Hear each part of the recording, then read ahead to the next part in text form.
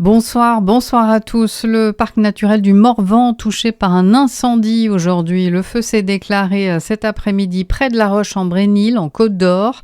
3 hectares de forêt seraient déjà partis en fumée. Une quarantaine de sapeurs-pompiers sont mobilisés. L'origine du feu n'est pas encore connue ce soir.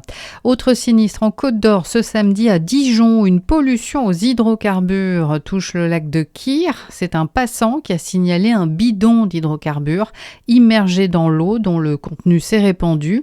Les sapeurs-pompiers de la Côte d'Or ont mis en place un barrage filtrant pour contenir le produit et une enquête a été ouverte.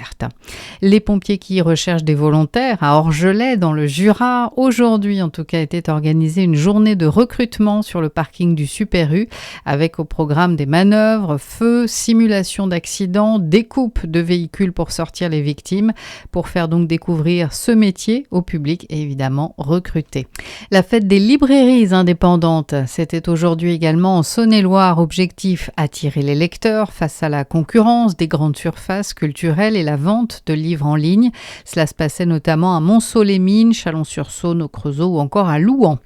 La situation ne nous fait envisager aucune pénurie de carburant, rassure Emmanuel Macron aujourd'hui, alors que le PDG de Total Energy, Patrick Pouyanné, estime, lui, que si la guerre au Moyen-Orient perdure encore 2 ou 3 mois, nous entrerons dans une ère de pénurie énergétique.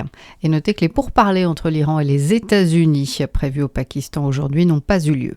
Il y a du foot ce soir chez les dames, c'est la 21e journée d'Arkema Première Ligue. Dijon reçoit le Paris FC à 21h. Et puis en rugby, demain, le Grand Dol Rugby disputera le match aller de la 32e finale de Fédéral 3 face au CA Pontarlier. Match à suivre à 15h. D'ici là, belle soirée sur Fréquence Plus.